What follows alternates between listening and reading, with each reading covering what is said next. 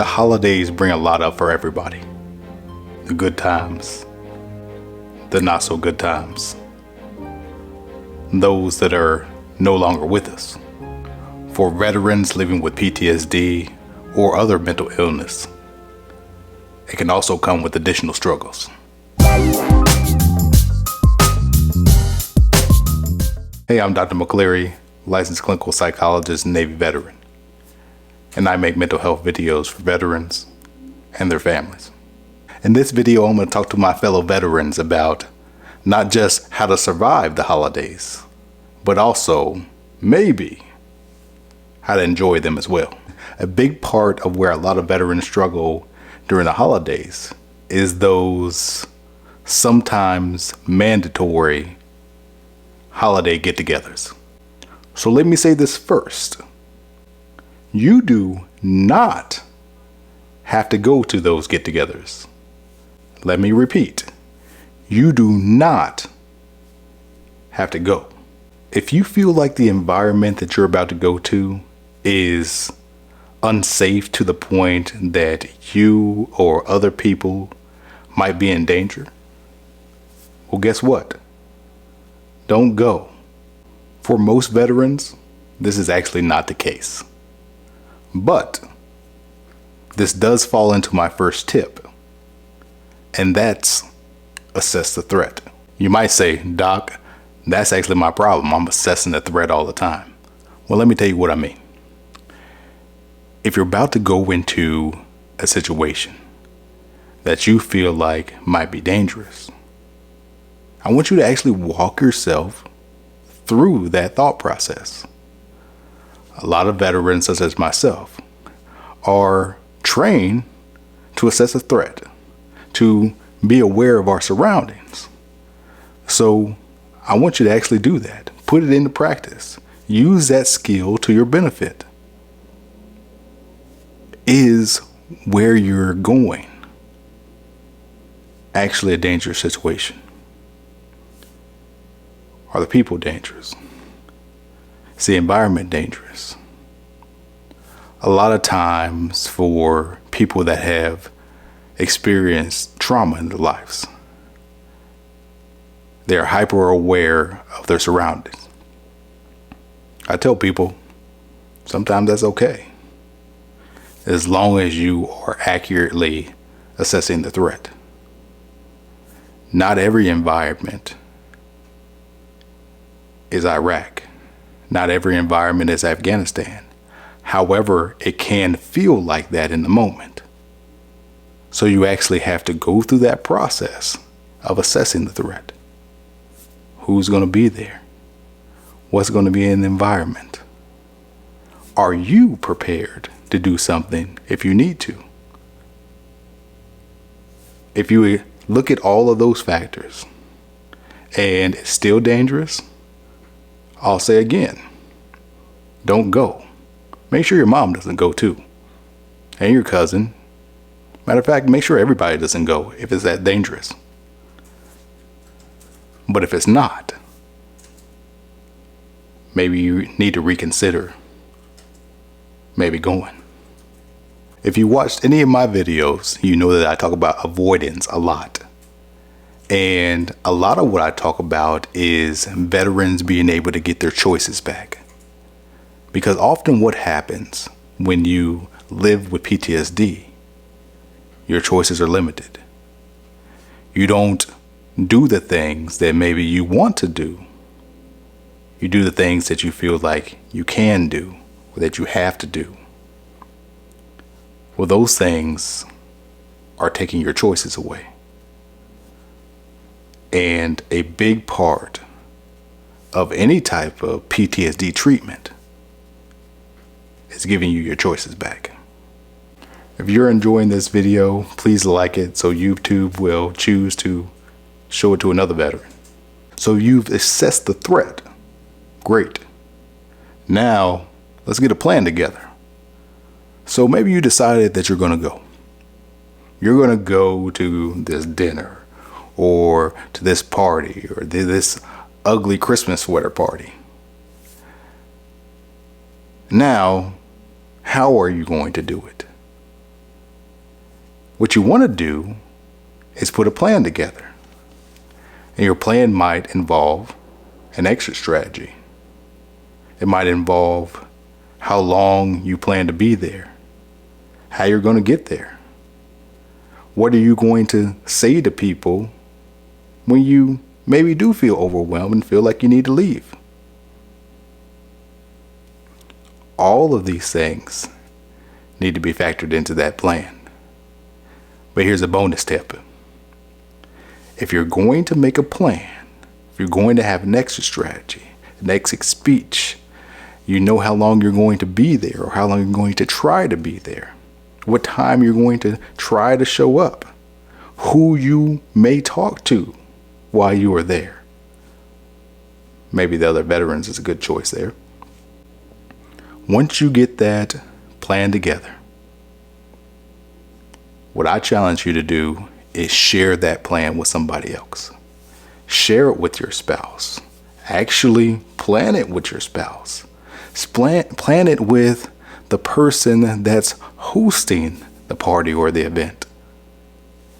Because when you carry out that plan, when you already tell them that you're only going to be there for an hour, now they have an expectation. Now if you stay an hour and 15 minutes, you're actually killing the game. But that person already knows. And it doesn't look like you just bailed. It doesn't look like you just left and that something was wrong. They knew beforehand. And they were ready for it if it happens. My next tip for you is to focus on the mission. Focus on why you are actually going to this party.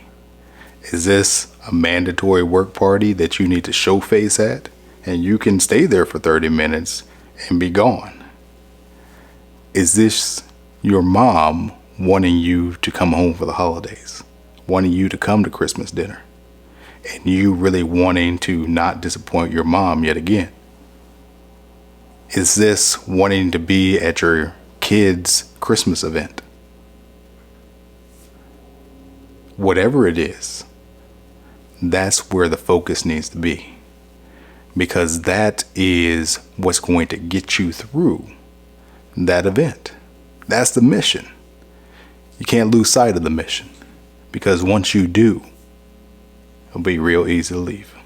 One of the things that often comes up during the holidays is thinking about those that actually aren't there, thinking about those that have passed, thinking about your buddies that didn't make it to this holiday. It's okay to think about your buddies during the holidays.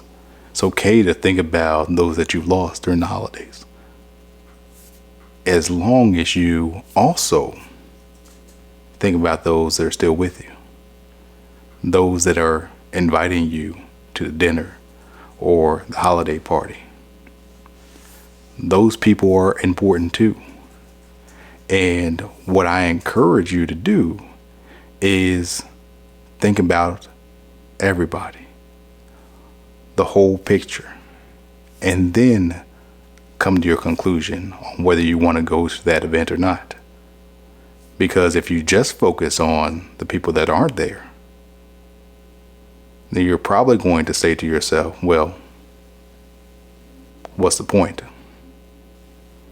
If you factor in the people that are going to be there, maybe you change your mind.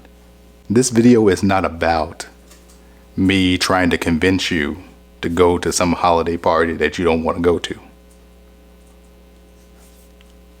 What it is about is encouraging you to think about the reasons why you actually don't want to go. And I say that because there is a trap related to not going. Part of the trap is you end up missing out on a possible enjoyable experience. And if you're struggling with PTSD, depression, or other types of mental illness, that enjoyable experience might be something that you need. So there's the potential loss of opportunity there. But also, if you're like me or like many other veterans, you decided not to go to something and then regretted it, felt guilty, maybe even shameful. You not just missed out on the opportunity, but you felt like you let people down because you didn't show up, because you weren't there.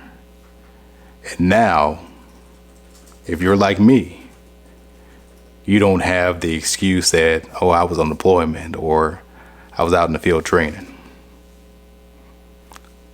Unfortunately, for a lot of us, those excuses are gone. My last tip for you is a way to challenge some of those negative thoughts that are going to undoubtedly pop up before, during, and maybe even after going to that holiday event. Some thoughts that come up for veterans is, nobody's going to be able to relate to me. Nobody's going to talk to me. I'm just going to bring people down. I don't know why I'm going.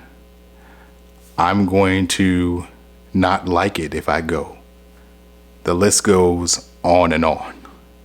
So I want to give you a couple tips, a couple questions to ask yourself in those moments to challenge some of those thoughts in the moment. And the first one is kind of similar to assessing the threat, is asking yourself, well, is that true? Whatever that inner dialogue is saying, is that true? If it is, well, what evidence do you have? What evidence do you have maybe against that thought? And the next question is, what else could it be? What else could be going on? If you ask yourself those few simple questions, you'll be able to challenge those thoughts and maybe come up with an alternative thought.